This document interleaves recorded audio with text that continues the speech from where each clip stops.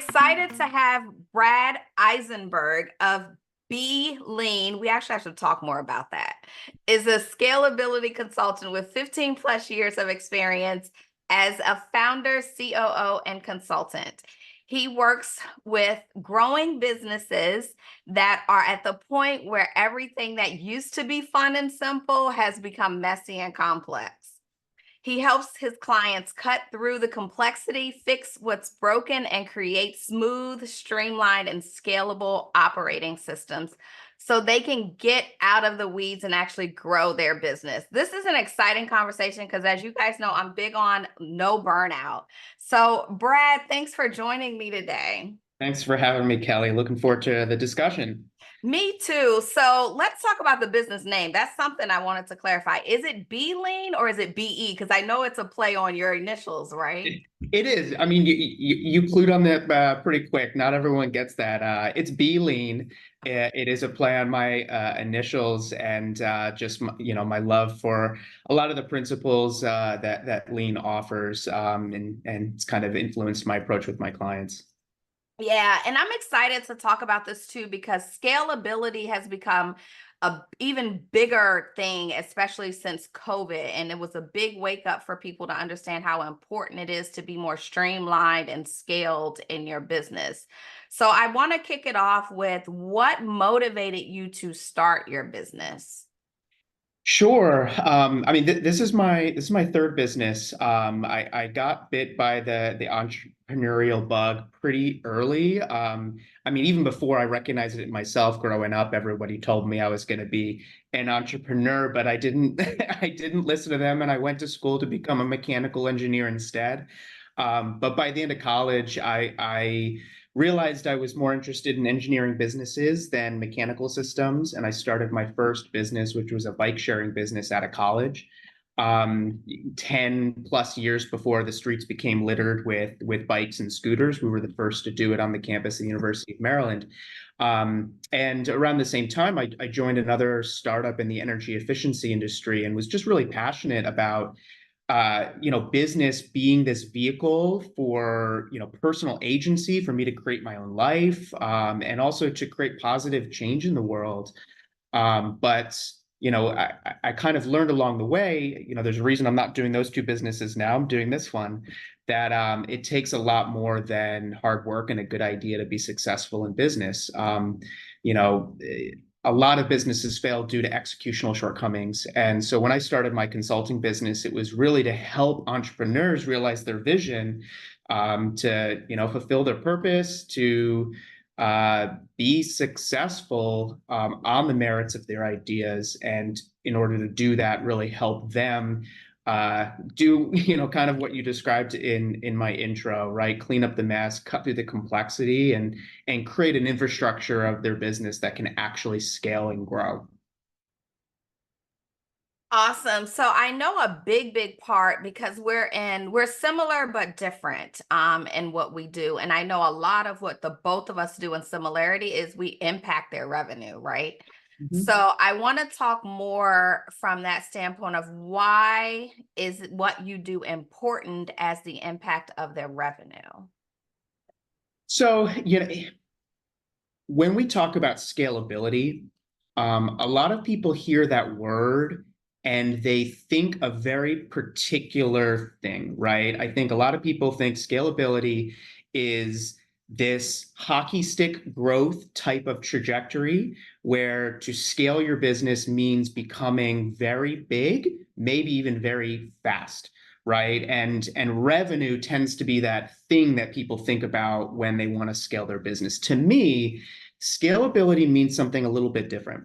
Scalability to me is simply the capacity, the capability to change in size or scale. And you get to determine what that is as the business owner, right? You get to choose how large or small your business is, how fast or quickly you grow, right? So it's not about becoming as big as we possibly can, as quickly as we possibly can. It's about adding in control, consistency, and predictability so that if you do want to, grow your top line, grow your revenue in order to meet some of your goals, whether that's for yourself or your family, or to meet some of your purpose-driven goals, like the impact that you have on your community or your clients, the formula that you can kind of execute on in order to get to the where you're trying to go. So I kind of wanted to just add in a little bit of that lens because it's really not about growing the top line as big as you can. It's about achieving the outcomes that you're trying to achieve. Yeah, I love your answer because people do think money or they think huge firm when they're scaling, right? And I do come across so many entrepreneurs in this journey that are like, I don't want to manage a huge business of people. I just want to make enough money for me and my family to live and have an exit strategy, and that's it, and that's all, which is great. Everybody's road looks different. And I love when people like you have that mindset of being able to kind of build what a custom package of what that person's definition of scale means. I think this actually leads well into, you've mentioned to me before about your growth engine formula. Let's talk about that. Tell me more. Sure. So, when I work with my clients, I've got a framework that I lead them through. It's really kind of 4 steps along the way to become a scalable business.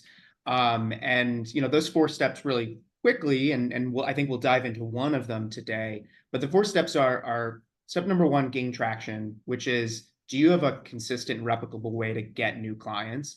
Step two is create a profitable engine of growth, which is just, can you deliver your products or services in a way that leaves enough profit on the table that you can invest that, eat back into the business in order to grow? Step three is increase your capacity to scale, which is just your ability to service more clients or make more things, right? Can you handle increased volume without things falling apart? And step four is to invest in innovation, which is, do you have a consistent, organized process to implement new ideas? But that second step I thought would be really fun for us to talk about, because I know you're in the world of profit and finances, and I have a very focused lens into the world of finances. You know, uh, People should work with great CFOs like you to look at the broad picture of a company's finances. But I'm really focused on what I call an engine of growth, which is this core repeatable process that's really kind of 3 steps. It's one, how do you acquire your customers? What are you spending and investing into sales and marketing to get new customers? Then it's, how do you deliver your products and services? How much do you spend to do that? And then that leaves profit on the as a result that you can reinvest back into sales and marketing. And I look at those three levers when I'm doing a financial analysis for my clients. Isolating their cost of customer acquisition, their variable expenses, and their revenue, right? The pricing and how they package their services. Because usually in one of those 3 places, we can pull some levers to make the business more profitable, and look at profit not as the end result, which is kind of what a profit and loss statement makes it look like, is profit is the last step, but it's not really the last step. It's a tool that you can then reinvest back into the business to grow. So I'm really I look at profit from a return on investment lens. So how much are you spending to acquire customers, and what's your return on investment in terms of gross profit at the end? And we look for certain ratios for a company to hit in order to make sure that that business line is scalable. I love that. I love that it's intertwined too in helping them to understand how to reinvest the money in the business, because that's often a piece that people don't think about. They're just either thinking about, like you said, the profit or the loss. And that is a place that people like the both of us help them to think further, because it's important to know how to reinvest, because there's, you know, tax benefits from that versus you just taking the money out, especially if you need to reinvest in like marketing strategies, which many businesses, especially small businesses, have that area where they want to reinvest in their marketing, and it's a constant growth space. I know for me, it's been the last couple years is that constant growth space in the marketing area. So I Mhm. think that's But pretty you do it cool. well, right? Isn't it an amazing feeling? Like when you figure out how to, what that marketing engine looks like to you, that feeling to know every dollar I invest into that can actually deliver a 3x, 5x, 10x return in terms of profit in my business that I can just put right back into that engine and run it on repeat in order to grow the business. That's why it's an engine of growth. But like, isn't that an amazing feeling? Yeah, yeah, no, it most definitely is. And many a times when we start out, especially depending on how large and what type of business you have, I know for me, I didn't have to invest a lot up front for my business, right? I kind of just started out, and I can imagine maybe yours was kind of similar when Yep. you're in the consultancy space. But many business owners do have to invest. So when you're starting out essentially in the red, and it's really important to hire people like you then, because they have to know how to get the best return on that then and scale to a point that it can be growth and at a more rapid pace. So Yeah. that leads into my next question: how does one know when to hire you? Yeah, that's a good question. And I really want to emphasize something that you just said because, particularly small businesses, we don't have infinite resources, right? So the most important job that a business owner has is to make decisions for where they want to deploy their limited resources, right? And you want to invest those in the places that are going to have the biggest impact on the business as a whole, right? The biggest potential for a return. So, day one of a business is not the day to hire a consultant like me because there's other areas of the business where you need to be deploying those limited resources that you have, right? But a great time to work with somebody like me is when you've gotten the business, you've put it on your back and you've gotten it as far as you can on your own, right? You've figured out who your customers are. You've figured out how to reach them and what message resonates. You've figured out how to deliver your services in a way that makes your clients really, really happy and giving them the value and the results that they're looking for, right? You're the expert. You know how to do all of that. But what I found is that somewhere along the line, when you do that and you start to get success and the business starts to grow, a lot of the processes, the infrastructure that you kind of initially put in place on your own, that you were most likely figuring it out as you went, some of those things start to break down as the business grows in size, as you're doing more volume.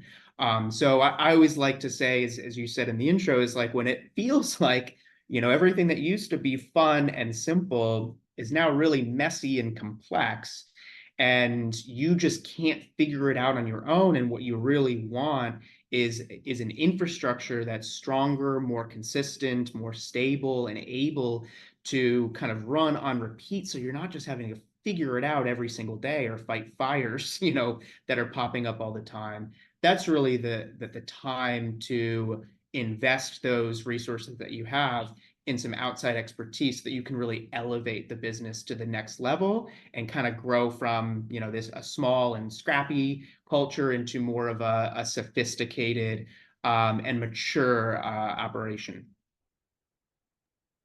Yeah, yeah, I really agree. I guess as we begin to wrap, what's one of the biggest lessons you have learned? You've had multiple businesses along this journey. Have you been in this one for 15 years, or is that a cumulative? Yeah, cumulative. I've been doing B Lean for 7 years now. Before that, I was with the energy efficiency business for 8 years, and I was doing my bike sharing business for 5 years. Some of those years were concurrent, where I was doing a couple things at the same time. Um, and I've learned I've learned a lot over that time, Kelly. And One of the things that I think has been the most important lesson for me in business is an exercise in experimentation, right? It's like we all as entrepreneurs suffer from this condition that I call the innovator's bias, where we tend to think that our thing is like the best thing since sliced bread, right? Like we've got this vision of like what we can do and help our clients in the best way, or we've got this idea that's going to change the world. And we're human beings, right? We're human beings, and our ideas are just guesses until we prove that they actually work, right? So the most kind of significant change and evolution that I've been through as an entrepreneur is kind of, early on, I was able to ride the hustle train and just hustle and like try to convince anybody who could listen that my idea was great, or, the company that I was working with was, going to change the world. And that only works so far, right? At a certain point, what's real is what the numbers show, right? What the data shows, what the books show, what the numbers show. And the more you can do to kind of separate your ego from the idea and actually get organized and serious about testing those ideas in a way that we have measurable, validated results to see whether they work or not, is kind of that mindset shift that has really allowed me not only to elevate the businesses that I've been a part of, but really help my clients elevate the way that they approach their businesses too.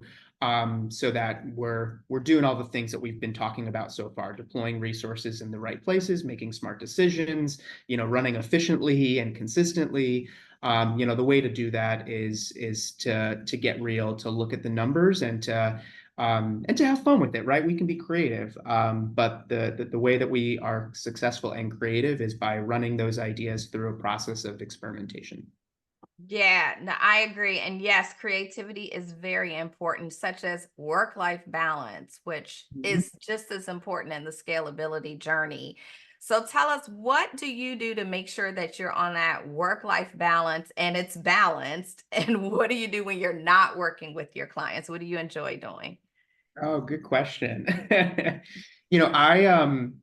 think it's really important to have, a vision of why we're doing what we're doing, right? Like, I am really intentional about my business. It's really interesting. One of the most common questions that I get is, Brad, you're the scalability guy. Like, don't you want to scale your business? And I'm like, well, what my clients want and what I want are two different things, right? This business is a vehicle for me to have that work-life balance and to do the really deep and impactful work with my clients to see them succeed. And what that means for me is I really love working with a small set of clients that I can have a really close hands-on relationship with and see that transformation journey. It's not to scale my business and to bring on, hundreds of clients at a time where I can only do surface level work. So being really intentional about the clients I take on and, how much work I'm putting on my plate kind of allows me to kind of stay balanced, with that work life balance. But it's also being able to kind of have that mindset that I can carry on with my clients too, to really help remind them what they're doing, and then to help them just engineer, the different levers in their business so that, what was taking X amount of time before is taking a lot, smaller amount of time, so that we can free up those hours and those time blocks so that they can actually spend their time doing more impactful work. Because when I'm not working, I like growing these plants behind me. That's like one of my passions. I love cooking. And right now I'm looking forward to a wedding that I'm planning later in the year. So that's like my big excitement for the year that I'm going to be doing outside of work, getting married in the fall. And that's really exciting for me.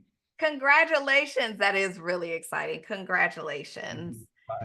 Yeah, I try. I wish, yeah, I try to have the whole green thumb thing. It's not really working out. I do have a philodendron though that I have managed to keep alive. Someone did tell me they're pretty resilient. So Mhm. yeah, they're doing it's doing Yeah, that's a good plant choice. Some of those vining plants, pothos, philodendron, they can do good in low light. We're blessed here.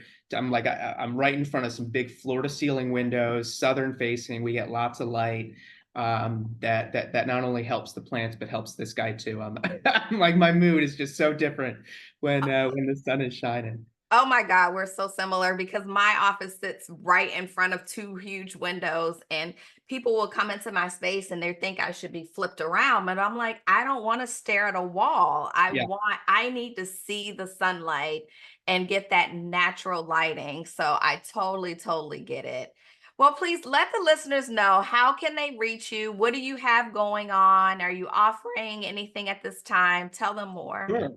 Sure. Yeah. So, my name's Brad Eisenberg. You can absolutely find me on LinkedIn. I'm pretty active over there. My website is beleanbusiness.com, BELEAN business.com, where you can learn more about what I do. And you can also go to beleanbusiness.com/assessment. And I have a free assessment tool there that your listeners can check out to see how scalable their business is and kind of where the weak links are in their business that they should be focusing those limited resources on in order to be more scalable. And it'll give you a much better idea of what I'm about as well. So that's beleanbusiness.com/assessment. Wow, you scored big because that's a pretty common, it sounds like scalable name, and you got the domain. So that's really good. Well, that's a wrap. I feel like these episodes always go so quickly. This was so, so good. Yeah, this was Uh, yeah, thanks so much. Scalability consultant Brad Eisenberg of Be Lean. Thank you for living out your purpose in such an impactful way. I'm honored that you joined me today. thanks for having me, Kelly. Bye now.